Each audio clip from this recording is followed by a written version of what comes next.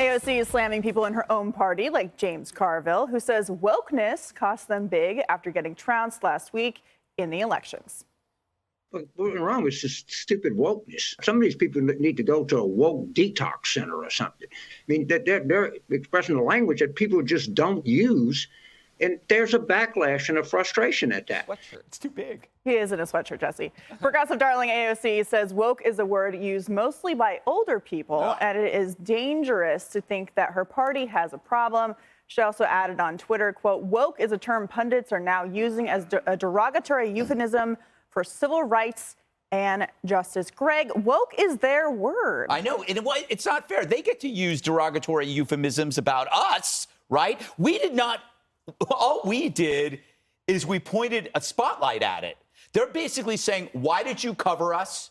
We appreciated being woke under the cloak of darkness. How dare you report on us? How dare you pay attention? Nobody has to exaggerate any of this stuff. The headlines are like when you get a woke headline where they say they're banning a word or a costume, you always think that it's like some kind of red meat clickbait. And then you read it, you go, no, it's for real. Yeah. But when you look at this stuff, AOC should listen. This really isn't a war. It's an intervention. You have decent people in the Democrat Party who are trying to reason with the woke contingent out of this very addictive filter of race and oppression politics. It's really addictive because you can use it almost anywhere and it masquerades as some kind of thoughtful scholarship. But the problem with trying to wake up the woke is you can't, because the woke believes, by definition, you're unconscious. You're guilty of unconscious racism. I'm awake. How dare you say I'm not awake? So you can't really wake the woke. You can't wake the woke. Harold's, she's essentially making the argument, too, that if you're using the term woke as a derogatory term, that you are not interested in racial justice. So she's alleging that James Carville, for example, isn't interested in those issues and wants him to kind of go away and stop giving advice to the party. Would you agree with that? Well, I don't know. She said some pundits, so I guess one could say she was talking about James Carville. James Carville is a person I know and has for a long time been committed to civil rights and racial justice. That being said, woke was on the ballot a week ago, whether we like it or not, whether we want to call it that or not, and it didn't win. That doesn't mean the principles and some of the positives behind it are not valid, valuable, and should not be, elevated. But the way it's been talked about now is not serving any of that agenda. And frankly, it's not serving the party that the Congresswoman is a member of. At some point, you have to understand politics is about making progress, not progress you don't measure progress in politics by advancing your own agenda or your own set of priorities, but the actual priorities of the people whom you represent. And you have to understand that there are other people you're serving with. So you can't always get everything you want. It's called life as well. And politics is a microcosm of that.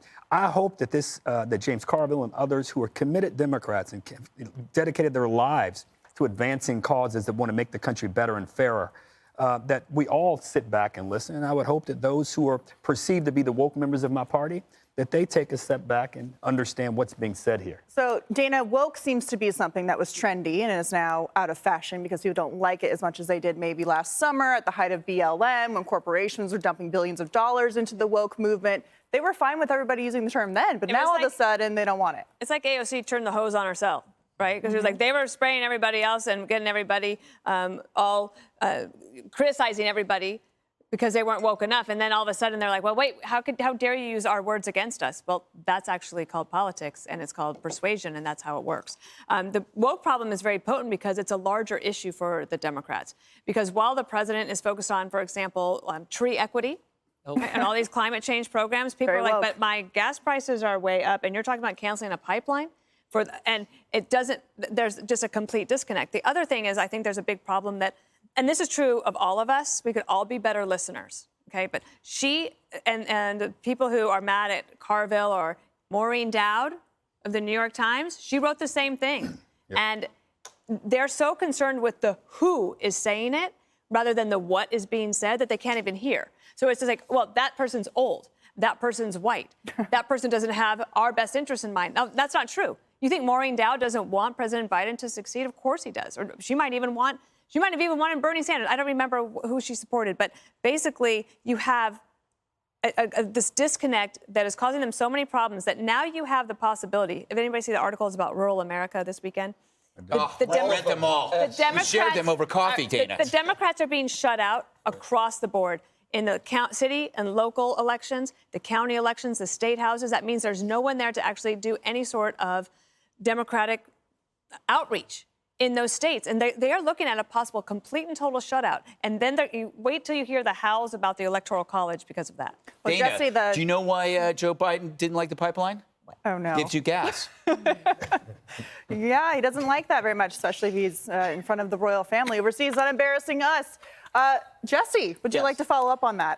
Just not that, but in general, I will. In your choice of topics. But the Democrats are very divided, and Katie, I am delighted by it. You have I guess, the Bill Clinton wing of the parties, James Carville. They won 2 national elections. They won in the burbs, in the South. In the cities, they focused on kitchen table issues, got burned a little bit by the culture wars, then moved back to the center, had a pretty popular pro-business presidency at the end.